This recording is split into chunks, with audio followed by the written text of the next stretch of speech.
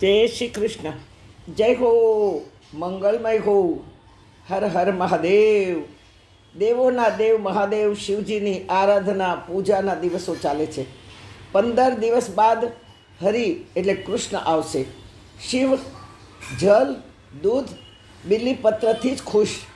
જલ સ્વરૂપ સ્વયં શિવજી છે. દૂધના અભિષેકનું બહુ જ મહત્ત્વ છે. પણ મૂર્ખ લોકો, સનાતન ધર્મના દુશ્મનો દૂધ માટે કકળાટ કરતા હોય છે. દૂધને વેસ્ટ કરો છો, દૂધને વેસ્ટ નહીં કરો, એના કરતાં ગરીબોને પાવ.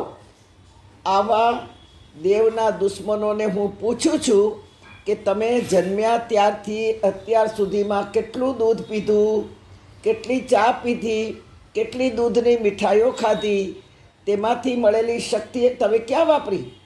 કોનું ભલું કર્યું? તમે કયું ધર્મ કાર્ય કર્યું? મળેલી શક્તિ કોઈ વૃદ્ધોને અનાજ આપવામાં વાપરી? કોઈ બાળકને ખવડાવ્યું? કોઈ અનાથ બાળકને દૂધ પાયું? જાઓ અનાથાશ્રમમાં, કેટલા બાળકો દૂધ વગરના ટળવળે છે. કેટલા વૃદ્ધો પૂરું ખાઈ નથી શકતા. અરે, જેનું દૂધ પીને યુવાન થયા, ગાય માતાનું, જેમાંથી તમને ધાન મળ્યું, માન મળ્યું, સન્માન મળ્યું, તે સમાજને તમે કેટલું રિટર્ન કર્યું? જેનું જિંદગીભર દૂધ પીધું, કસાઈ વાળે જતી કેટલી ગાયોને તમે બચાવી. અધિકાર નથી તમને બોલવાનો. સુનો, શિવજીને દૂધનો અભિષેક કરવાનું રહસ્ય અને મહત્ત્વ શું છે. ત્યાર પછી બોલશો તો 2 લપડાક વધારે ખાશો.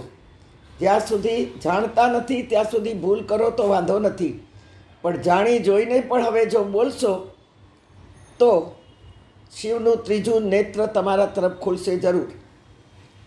યુગો પહેલાં પૃથ્વી પાતાળમાં હતી. વરાહ અવતારે પૃથ્વીને બહાર કાઢી. કાદવ કીચડથી ભરેલી પૃથ્વી રહેવા લાયક નહોતી કે નહોતું ધાન વાવવા લાયક. કાદવ ખૂંદવા સાફ કરનાર કોઈ જ નહોતું. કોઈ તૈયાર પણ નહોતું અને કોઈમાં તાકાત પણ નહોતી. ત્યાં સર્વશક્તિમાન બળદ તૈયાર થયાને કહ્યું, પ્રભુ આપ મારા પર બિરાજો. હું કાદવ સાફ કરવા તૈયાર છું. હું પૃથ્વીને ધોવા તૈયાર છું. શિવજી સવાર થયા. આજે પણ બળદ ઉપર શિવલિંગ જેવો જે આકાર દેખાય છે ને, એ સાક્ષાત શિવ સવાર થયા છે. પૃથ્વી ખેડાઈ ગઈ, પૃથ્વી સાફ થઈ ગઈ. ખેતરોમાં ધાન લહેવારા લાગ્યા. ખેતરોના ધાન લહેરાઈને ધાનના ઢગલા કરવા માંડ્યા. પૃથ્વી હવે રહેવા લાયક બની ગઈ. ચારે બાજુ આનંદ મંગલ છવાયો. શિવ અતિશય ખુશ થયા. બળદને માગવા કહ્યું. બળદે પીઠ પર શિવજીને બિરાજમાન કીધા, તેથી પોઠિયો કહેવાયો. પોઠિયાએ માગ્યું, પ્રભુ આટલું આપો અને મારી માગણીને સ્વીકાર કરો. મારો પૂરો પરિવાર આપને હું શિવાર્પણ કરું છું. જો વાછડી જન્મે તો ગાય બનશે, ત્યારે એનું દૂધ આપને અભિષેક કરશે, અને વાછડો થશે તો ખેતર ખેડીને ધાન ઉગાડશે. તેથી ગાયનું દૂધ પહેલું શિવને ચડે, અભિષેકમાં વાપરવામાં આવે. બોલતા પહેલાં વિચાર કરો. આવું બોલનાર પૃથ્વી પર એક બોજ છે, બોજ. વિચાર્યા વગર બોલીને પાપ મોરો છો. આ જગતમાં પશુ પંખીડા ફૂરડાઓ બધા ભગવાનને પામી ગયા, અને હું ને તમે કેમ રહી ગયા?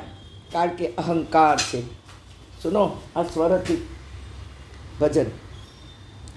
જો નંદી શિવ શંકરનું વાહન બન્યો, ગરુડ રાજ સંસ્કૃતિ લઈ સંચર્યો, ભરી શક્તિ વિશ્વે વહાવી તો જો, ભરી શક્તિ વિશ્વે વહાવી તો જો, જીવનને સુગંધી બનાવી તો જો, પ્રભુ સંગ પ્રીતિ લગાવી તો જો, જીવનને સુગંધી બનાવી તો જો.